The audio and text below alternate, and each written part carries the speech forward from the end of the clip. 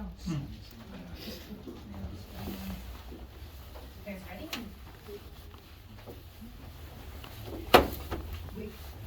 Ready to start? No. Okay. Ready? Okay.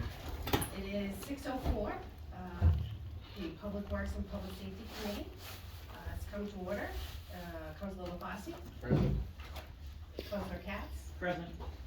Councilor Brotherton Arthur, present. And Councilor LeBlanc is absent tonight.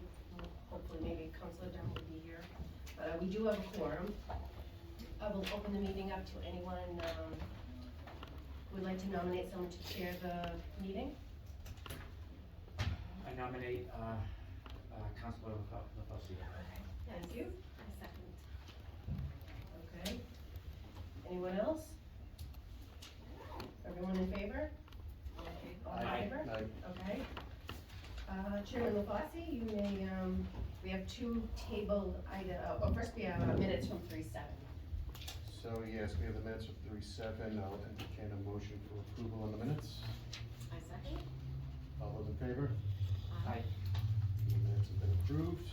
One thing, is anybody videotape? Are you videotaping? I am, yes, Chris Gamble, 34 Francis. I'm sorry, 34? Francis Street, yeah. Chris Gamble, right? Thank you. Okay, thank you. And the first tabled matter we have is a resolution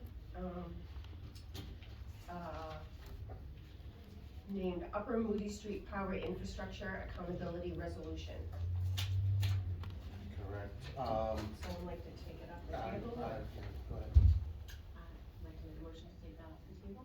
Heard the request, take it off the table. All those in favor? Aye. Yeah, ayes have it. Take that off the table. I'd actually entertain a motion to hear from any off-committee members pertaining to this issue. Somebody like to make that motion? Motion to hear from off-committee members. All those in favor? Aye. Aye. Thank you. So, the Upper Street Moody Infrastructure Accountability Resolution, I understand that there's a couple of people here, Anne Marie Walsh from Eversource, and Jason Kaminsky from Eversource, and Mr. Kelly from the Wires Department from the city is also here. And the and Warden City non-na- Councilor? Excuse me. Very rude. Put that in the minutes. Want to make sure I wasn't forgotten. I was kidding. Okay. The Ward 8 City Councilor Kathy Ann Harris is also here with us to speak on the matter as the maker of the resolution. So this, I don't know if we want to start with the Ward 8 Councilor, and go from there. Thank you very much. I appreciate the committee's time. You know, I am very much chomping at the bit for this issue. I just want to provide some background. This has been an ongoing issue for 5 years that I've been in office, and when I took office my first year, there were rolling blackouts. All businesses were impacted on Moody and residents, and it was to basically shore up the infrastructure as we rolled through Moody Street, and there were some other areas. That took place over the course of 18 months, and I think there was a couple of random blackouts had to go back through, and it seemed to stabilize somewhat. We worked on the Moody Street Fire Station, which required some additional upgrades for the new services going into the station, because we did change where they went in and how they went in. And all of that came before Public Works and was approved through 1725s, because the street has been recently paved and is covered under the moratorium. And then, you know, and then the fun began. For some reason, and I'm hoping tonight we can find out what it is, but we've since, you know, over the last maybe 2 years, 4 months, you know, I am interjecting myself and asserting myself here tonight because my residents and my business owners want me to be. They basically feel like they have no voice in this issue. For over 2 years, they've experienced random blackouts. At first, we thought it was due to, you know, a 10-year rainstorm. And then there was a random fire. And then there were reasons that the blackouts happened, and they're not impacting middle or lower, and middle is also part of my district. They're impacting Upper Moody. And so when the power goes out up there, there are restaurants, real estate agencies, there are residence homes, barber shops, and, variety stores and all of that, laundromats that can't function without power. And so when that happens, I think they've been incredibly tolerant on, needing to, understand what the issue is. So this last time, it was on a Thursday, and it was probably now like 4 or 5 weeks ago. But the, the time that it happened, it was 11 o'clock. And just to paint the picture of the kind of feedback that I'm getting, you can count on one hand the number of times I've asked you to come in here, right? Never. So it was right before lunch hour, and every restaurant on Upper Moody's getting ready for lunch, and they're doing prep for the day, and they're also preparing for all the takeouts. They were completely shut down. Had to turn away business at lunchtime because there was quite an extensive outage. I got contacted by a real estate agency, Dunkin' Donuts, and it just goes right down the line, because the cash registers don't work, they can't sell anything, they're paying employees. So I'm painting the picture because I know there's a reason for this, and I know you guys are trying to adjust it, but I wanna make sure when we talk about the problem, that it's not like I'm calling you in here every week to ask you to account for little blips in service. That's not what we're talking about here. These are major outages on a street that went through an infrastructure upgrade, and where we've had some sporadic outages, there's been toleration of the businesses and the people who work from home now, saying that it's okay, we'll work through it. Now I'm getting a totally different vibe from the community, saying we need to really understand what's going on, because it's starting to significantly impact just one part of the street. And businesses are just not able to provide for their customers, and then homeowners aren't able to work from home. So I wanted to paint the picture of that here and ask for the two things I asked in the resolution, is that we work with you collaboratively to basically account for what's been done on the street, so there's transparency about what's been done, and then the game plan for what is going to be addressed, if anything additional. And if you fix something between the last few weeks of this escalation and now, it'd be great to hear that, and if you have additional plans, it'd be great to hear that. And I appreciate your time tonight, and I wanna thank you, Lois, I wanna thank, the director of WISE for being like, he and I, he's been invaluable, and are working with you guys, but we could address those here tonight, I really appreciate it, thank you, Mr. Chairman. Is that the extent of, so, at this point, is there some members of us that would like to give us your side of it and what's happening? Sure, so I can speak a little bit to the councilors' direct questions in regards to the past 24, 28 months. There were several outages that affected this area of Moody Street, which is supplied by a line that comes out of the substation that's on Pine Street, makes a left turn towards Moody, and then comes down Moody through several switches that are in Moody Street that are both switches that are direct and also switches that provide tie capability, which allow us to kind of reroute the lines to pick up the service if there's a fault in a specific area. And what I can say is last summer, this area of Moody Street experienced several outages where the substation equipment operated as it's supposed to in order to protect itself. But there were issues with the cable that comes out of that substation that come down Moody. And for whatever reason, those issues were, for lack of a better term, semi-permanent. Rather than the cable breaking, it was deteriorated in such a way that it caused an opening of the breaker at the substation, and then after a period of time, the folks in the field were able to close that breaker back without having to do any major work to any of the infrastructure beyond it. So it was almost like we call it a temporary fault. So those outages in July and August were identified as those kind of temporary faults that required like monitoring and follow-up. And then ultimately in February, there was another fault that was permanent damage to the cable that's in the street. So as of today, that cable that was in the street in Moody at the corner of Moody and Pine has been replaced. I believe it's 2 to 3 sections. And the circuit is still switched to a partner circuit. So rather than what it's normally fed from on like a blue sky day or what it's typically supposed to be fed from, it's fed from an alternate route now. So those cable replacements are done and permanent. There is additional work we've identified in order to better supply those customers. Unfortunately, this line feeds that pocket, which is roughly 65 customers on Moody. So it's not affecting any area outside of Moody, it's only affecting those customers. And what we're doing is trying to evaluate any other infrastructure along Moody that can either be removed unnecessarily or upgraded. And so we've taken care of the cable that faulted. We're taking care of another switch in the street that was deemed necessary for replacement, which is scheduled through a permit next month. So all of the business owners will be communicated to when that's happening, as well as a plan for an additional few sections of cable to be replaced that ultimately feed the transformers that are in the ground that feed all of those businesses. Okay. So we've come up with a good plan to react to the permanent fault that happened in February, as well as additional work that we can do to kind of strengthen the existing infrastructure, replace what we can, and remove, we're actually gonna remove a switch that's unnecessarily in the ground so that we have a better sense of how to supply those transformers. And to your earlier point, there has been an effort in the past and currently to replace a couple of the switches that are in Moody to make them radio controlled so that our dispatchers can activate those switches remotely from an office rather than have to wait for folks to get out in the field, because we realize that not only do people not want to be out of service, but they don't want to be out of service for a long time.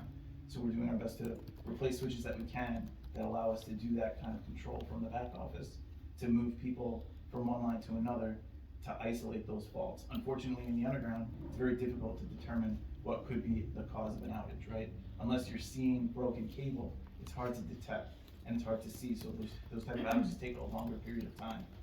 Something like the fire station is supplied in a different fashion such that it's fed from the overhead off of the street. And so it's a radially fed, it's from a pole to the device that's on the property, and it's a one-to-one relationship where it just feeds the fire station. Whereas the rest of Moody is all supplied by those transformers that are in the ground, and then from there, lines that come back out and feed the buildings. So Okay. I think we do have a plan for what happened. Some of it's been addressed, some of it's to be addressed. And then we have another plan, hopefully, in the coming months, to take care of another section of cable to kind of reinforce those transformers and make sure that there isn't any weak link in the chain in the path. That's a lot. So, before I get back to you, is that your? Yeah. So first time on committee, Councilman Cates. Thank you.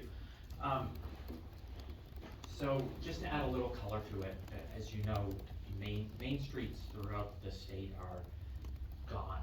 They're, the department stores have left, the people have left, and we're very, very lucky in that we've been able to reinvent Moody Street with restaurants. So that's just a little color. So to that is how much improvements in infrastructure do you think you can give this before summer, when sidewalk dining picks up and everything starts to pick up again? They're in operation from, they start food prep, early in the morning, then they open for lunch, and they're gonna be open till 11 o'clock at night. So how much, is there a phased plan? Is there a plan? So where can we start to see- categorize some projects as summer need.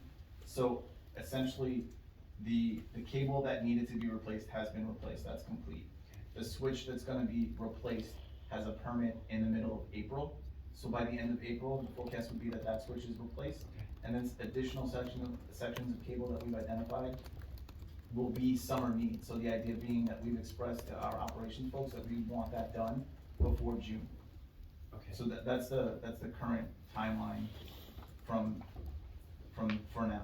Okay, so we're on the same page that it's a priority for summer. Yes. If I could just add to that, Director of Wires. thank you. Prior to being on council 3 years ago, they did a lot of infrastructure for downtown, switches, transformers. Don't know if they replaced all the cables, but a lot of that, the downtown area has already been done. Upper end of Moody was also done, but evidently the switches have failed for whatever reason or another. A lot of times, So they did 5 scheduled outages over that summer, to replace switches, transformers in the manholes. And also, correct me if I'm wrong, it used to be, if you had an outage, you lost 12, 14 blocks, almost all Moody Street. And now we got it, so it's isolated to, 4 or 6 blocks at a time, if I'm correct. yes, so Excuse me. So I I don't, off the top of my head, I can't speak to what happened 3 or 4 years ago. I would assume that there are some switches where we call it retrofitting. Instead of replacing a unit, we can do work on that unit to make it perform better and extend its life. One of those switches that we've identified that needs to be replaced, it's possible could have been one of those. And I am conscious that there is other work that has been done, and it may have been on a different circuit, but specifically to this pocket of 70 customers that are on this specific circuit out of that station 33, there is some work that it wasn't completely recalled. So there is some work left to be done, and that's what we're taking care of now. Is there anything else for any, is there any other councilors on committee questions? So I'll go back to Councilor Harris off committee who had a follow-up to her question. Their request. So it's a formal request, I'm gonna make, someone on committee needs to make this on my behalf. But I think, you did a great job detailing it, but it needs to be in writing. And so my first request, which the committee will need to vote on and then I'll submit to the clerk, is that Eversource document request respectfully through you, Mr. Chairman, that Eversource document in timeline form the schedule of planned improvements, outages, and impacts for the 2022 time schedule, calendar year. So what do you plan between now and the end of the year? That's my first request, Mr. Chairman. Somebody write that down. I'm trying, but I. So Eversource document and schedule. The timeline, the schedule for planned, No, so Eversource document the timeline in schedule form, all planned improvements, outages, and impacts for 2022, Specific to that block, correct? specific to these. And when we say Upper Moody from the chair, if I may, just to clarify, it's from High Street, basically to Rumford Ave, is it going all the way that far down? Okay, I believe in the resolution, it said Chestnut is Rumford further south than Chestnut's Chestnut. lower than High Street. So just point of clarity, Yep. right? I'm the ward counselor for that whole section of the Yeah, street. So I just wanna make sure. if we're going to make, I don't know what you found, right? Yep. And you talked about things in a very expert kind of way. Sure. And now we've got to translate it so the public can digest this. Okay. And understand it and understand what you're trying to do. So Upper Moody is where from High to Maple, all the way to the Newton line at Rumford, okay? So Okay. if you're gonna be making outages, we should communicate to we should understand what that whole timeline looks like. And that's my first request, so it's to document all of those changes in a timeline form. So, you're saying in April, when on April are you planning to do this, right? Okay. And then what's the impact, right? There'll be power outages from here to here. So timeline format, just putting that out here through 2022, because I don't know how long this is gonna take you. Okay. Okay, that's the first request. Okay, I'd like to make a motion that we request from Eversource, to document in timeline format the schedule for the planned improvement, outages, and impact for 2022 related to the, Upper Moody Street. So you've all heard a sense of the request, all those in favor? Aye. All those opposed, the ayes have it, so that would be the first request. I just have one more, Mr. Chairman, thank you to the committee for, supporting this. The second is, I wanted first, before I make the request, I wanna understand, when you say you're gonna communicate to people impacted, can you please just talk through, Mr. Chairman, to you guys, how do you communicate? What do you do? Do you send mailers? Do you post on telephone poles? Do you put it through the clerk's office? How do you guys communicate power outages right now? When we have a planned outage, we usually notify people, we give them a telephone call. Okay, It's an outbound telephone call. And, basically we tell them that we're taking a planned outage on this date and time. You'll experience an interruption. okay.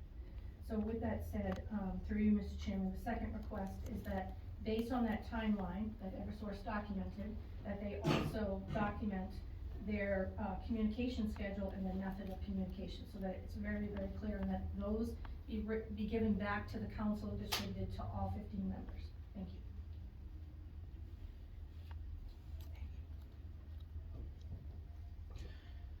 I'd like to make a request that Eversource also document the communication schedule and the method of communication. I'd like to add to that, just to be clear that we understand who was communicated to, for planned outages.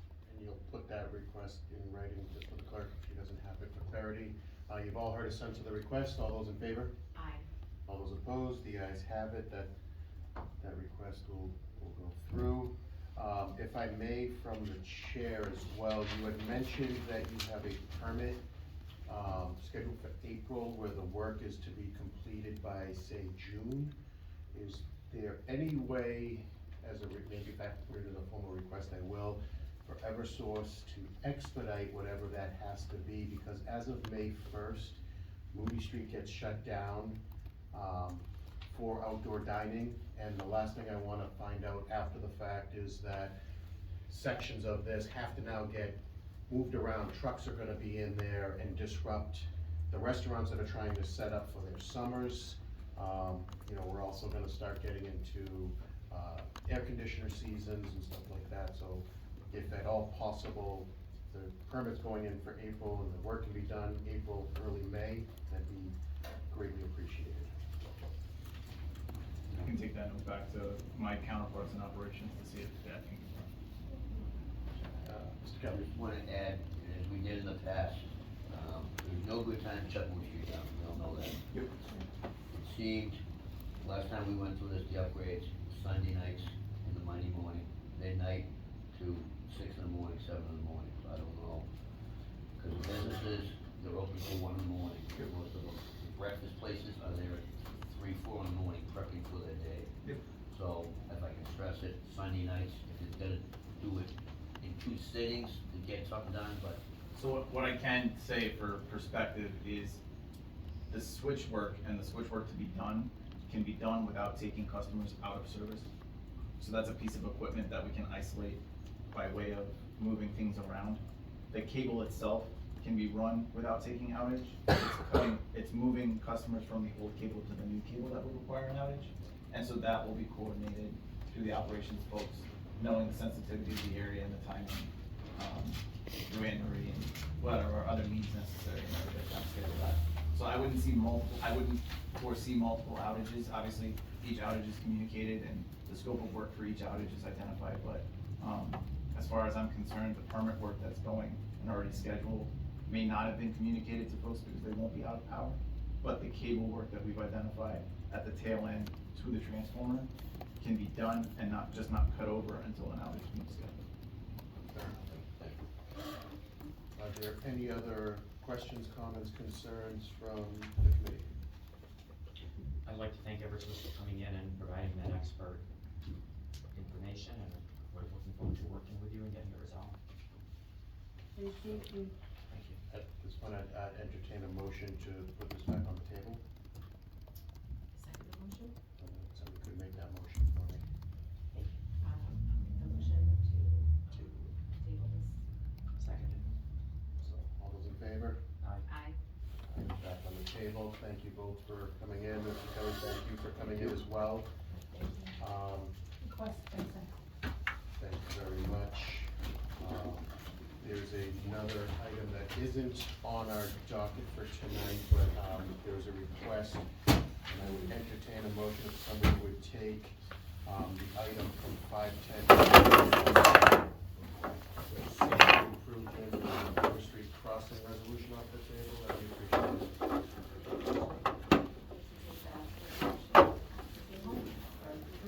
All those in favor? Aye. Thank you. So, I'd also make a motion to hear from off-committee member, Mr. Garvin. All those in favor? Aye. Thank you, Mr. Garvin, good evening. Good evening. I understand that you have some updates for us regarding the Beaver Street crossing. I do, and with the permission, I can pass out a figure.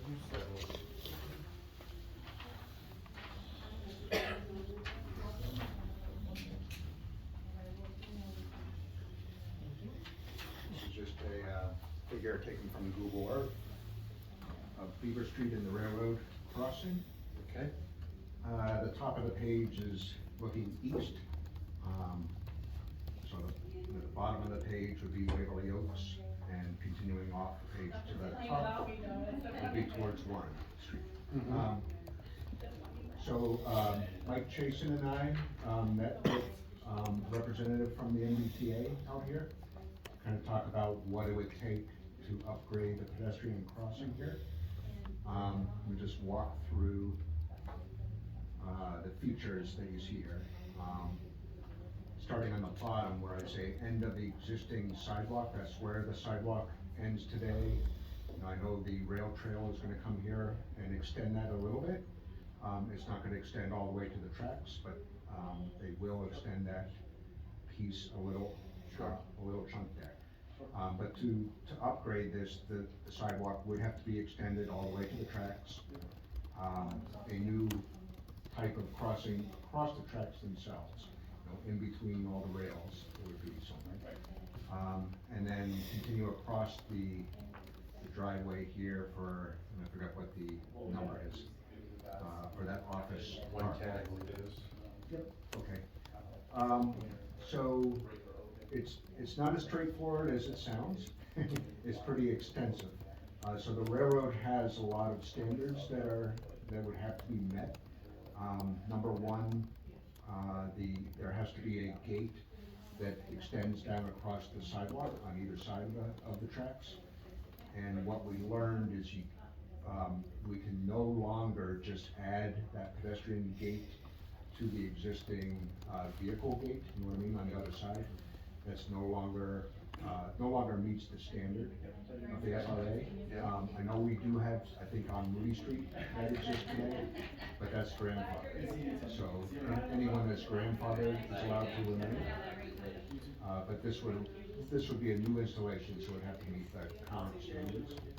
So there's a new required gate, working from the bottom, on the west side of the tracks, and then one on the east side of the tracks. When the three of us were out there looking on the east side of the tracks, that's a pretty complicated intersection there. There's a little concrete island in the middle of that driveway that has a gate on it that's kind of right in the way, if you're familiar with that. Yeah. So probably the better design is to bump out that corner, as I tried to sketch there, and that would allow you to put a gate, two gates really, on that corner, one for vehicles, one for pedestrians, and perhaps take out that existing railroad gate that's out in the middle of no man's land there. Crosswalk across that driveway to connect to the sidewalk that's on the other side. On the northern side of Beaver Street, crossover, there is one existing railroad gate on the eastern side of the tracks, as shown. On the western side of the tracks, we have that driveway for Duffy Properties that there's no gate for today. So, if a vehicle is exiting that driveway while a train is approaching, there is a no left turn sign and there's some lights that flash at them, but there's nothing physical that prevents them from, turning left to cross the tracks. It's a pretty big concern in my view. So that might be part of the upgrade as well. What do we do with that exit? Now, any new gate that's going to be installed would have to be tied into the controls, obviously. And there's that little white building off to the left there. I put electrical structure. I don't know what the real name of it is. That's where all the controls are housed inside of that. If a train's approaching, there's some sensor that tells the mechanisms in here.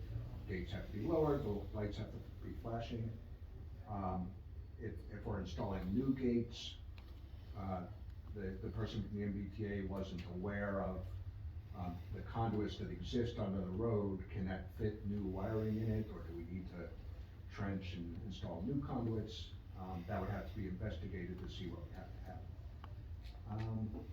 So that's kind of the basics of what's out there and what's probably required.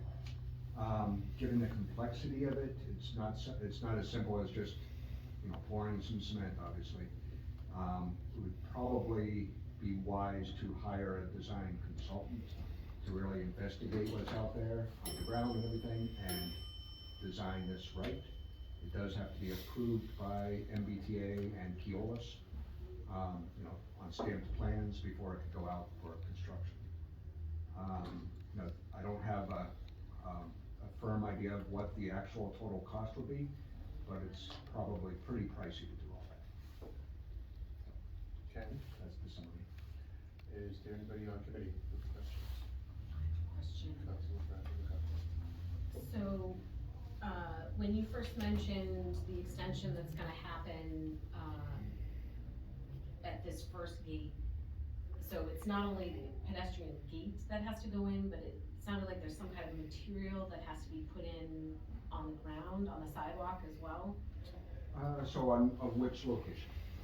coming right here, Oh, From west to east. west to east, thank you. so, you know, the standard sidewalk could be installed, you know, from wherever the rail trail ends off, up to the approach to the tracks. Now, the tracks themselves, you can't just pour, cement in between. So Right. they have a couple of different options. There's like an asphalt option, or there's like these rubber pads Okay, that can be installed in between. Yeah. That, you know, either a bicycle or a stroller or a wheelchair can easily traverse over them. and that's on us to install The that. city would have to foot the bill for all of it. Okay, okay. The MBTA is clear that, yeah, that, you know, this would be a city-funded project, if it were to happen. Really? That's what I was informed, yeah. Yeah. I just had, two other quick questions kind of related to costs. And so the gate that we're talking about installing, the pedestrian gate, that's on a separate, like, post? Correct. Okay, so it can't be added on to the VO post? That no longer fits the standard. That used to be how it was done, but the reasoning behind that is because, a pedestrian may try to tamper with a lowered gate and try to push it up, and as soon as that happens, the vehicle arm would also raise at the same time, so that's a hazard. So the new standard has to be on its own separate post. Okay, thank you. I just wanted to make sure I understood that. And then, as far as the digging, that you mentioned, they weren't sure if there was enough, being able to fit new wiring, would the MBTA also be responsible for that? Or would they be responsible for that, or that's all on us as well? That would be all on the city, is what I understand.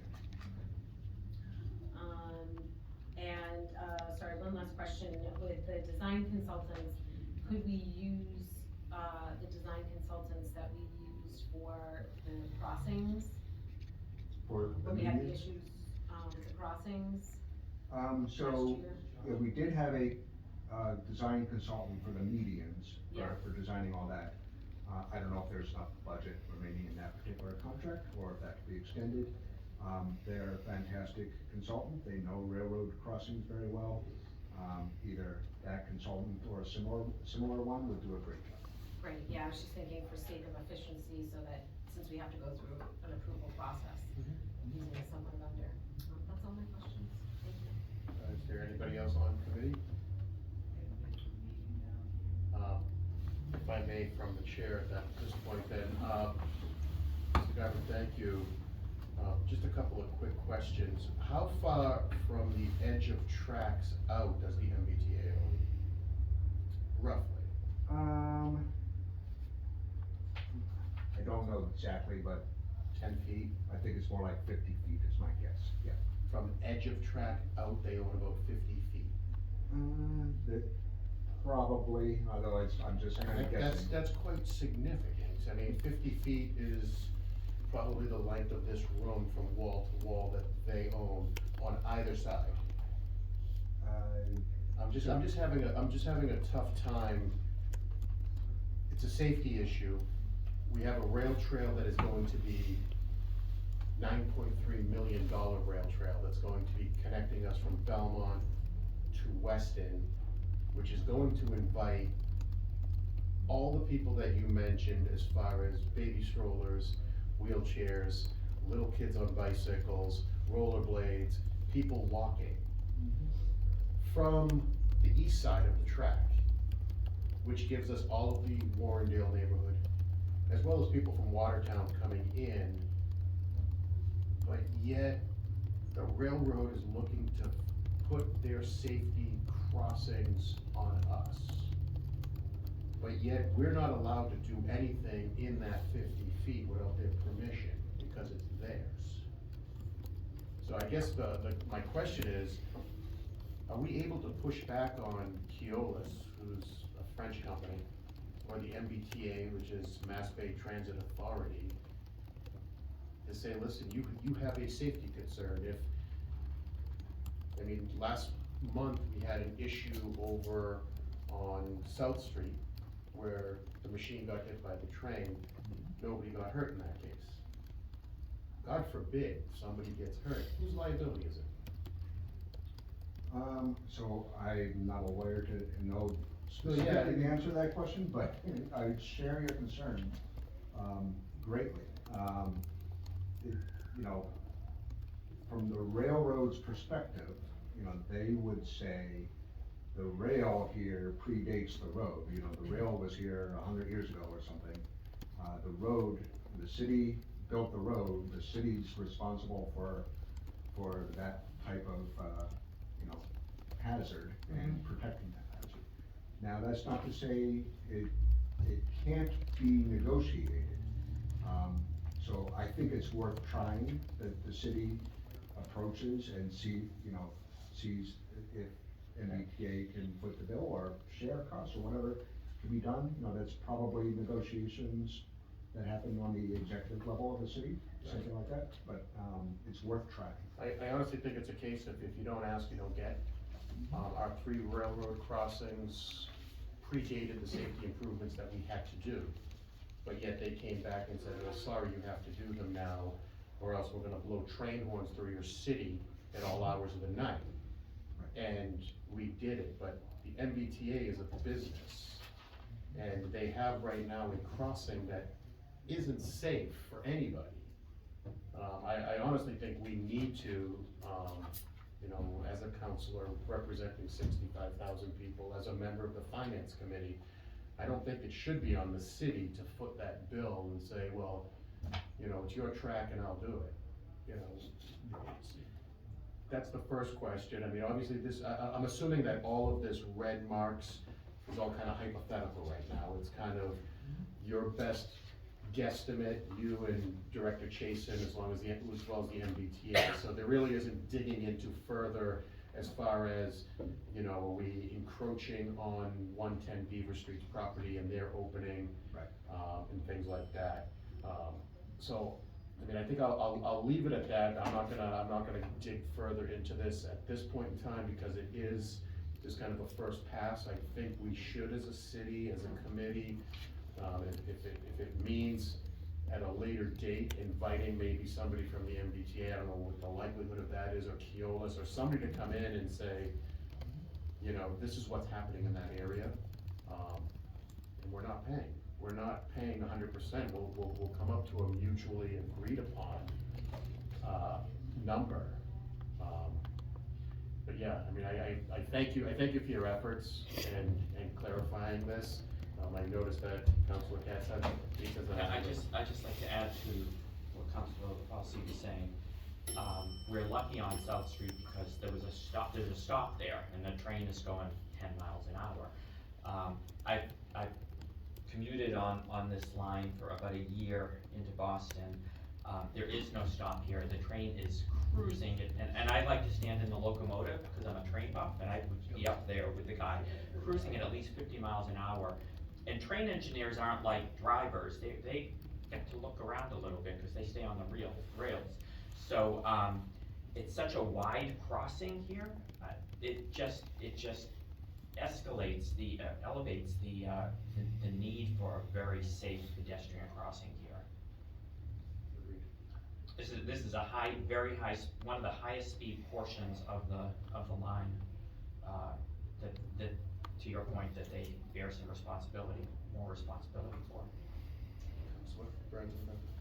Just one other question, when we're talking about this area that's gonna propose to be rebuilt, is that part of this business, or no, it's part of the city? I'd have to look at, you know, the layout lines there, probably the way I drew it, some of, which is just a rough sketch, not the scale. Yeah. You know, probably that does encroach onto the private property, so there would have to be some agreement, you know, if something like that were to be built, so that, you know, that would be part of the agreement.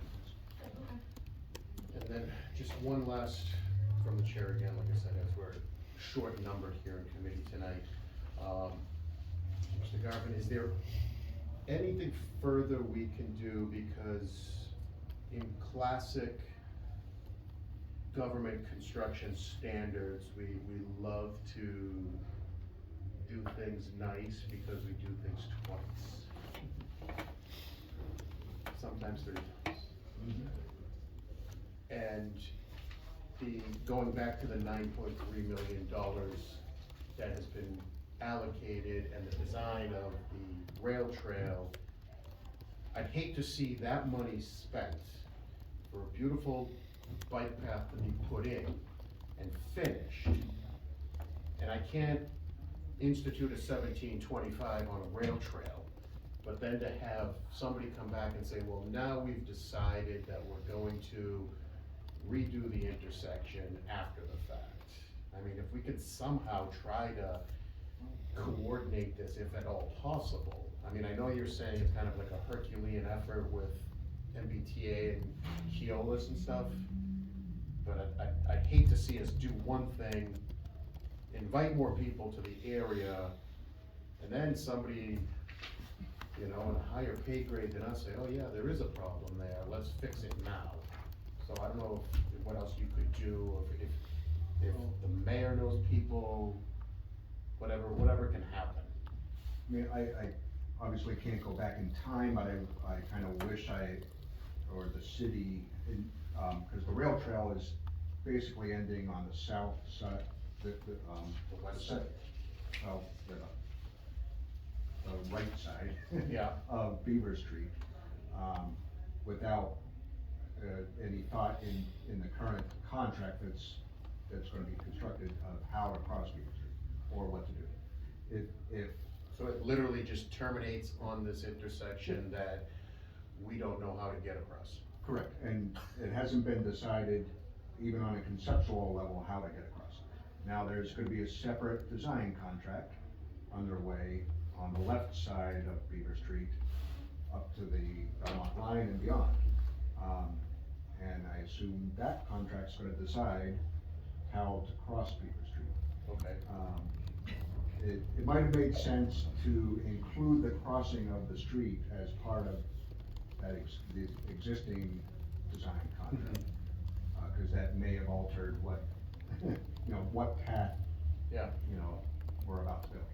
And we could have included this whole piece in that design that we already completed, or maybe that gets rolled into the next design, you know what I mean? Which will be, most likely paid by the state, is gonna pay for that. Yeah, regardless of who's paying, it almost seems like the issue is just kind of getting kicked down the road. I agree. And hopefully somebody picks it up and decides what to do with it. So the rail trail ends at the Beaver Street sidewalk. Correct. And it goes from this page right all the way to Weston. Well, it goes to Market Basket. Yes, and then the Market Basket piece, there is a piece that's done, and then when the 117 bridge is done, that piece is going to connect us over 128. So within the next 2 to 3 years, this all should connect from Beaver Street west. Right. And we just have to figure out how to connect this last quarter mile to the greenway that runs through Belmont. Correct. Yep. All right, I have no further questions. I don't know if there's any other questions. Oh, we still have to cross Main Street, and we still have to cross Bacon Street. And I bring that up because I drive through Framingham and I see bridges for the rail trail over Route 9 and. Well, in Lexington, they have crosswalks that connect the Minuteman Trail. There's stop signs on either side of busy roads, and people observe them. So I'm assuming that's gonna be already addressed in the design, but I thank you for this update. I'll entertain a motion to put this back on the table. Make a motion to put this back on the table. All in favor? Aye. ayes have it, this will be back on the table, we discussed it a lot of date. Mr. Garvin, thank you for the update. Thank you, appreciate it. We'll go from there. Great. All right, thank you. Thank you. Thank you. If Oh, there's I any just other, wanna make a motion to keep something off the table. okay. What is your motion? Make a motion to take the resolution concerning the legacy of Virginia Monroe off the table.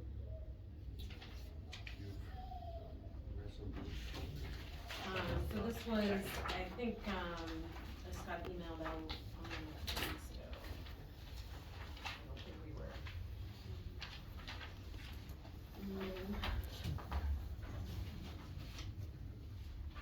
Is that in Public Works and Public Safety? Did I just bring it up on the wrong one? I'm sorry. Is it licensed franchise, maybe? All right, well, Well, Pretend that's that- a license and we'll franchise. pretend that 30 seconds didn't happen.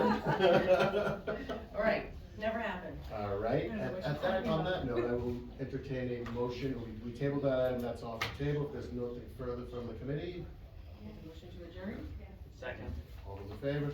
Aye. The time is now 6:40.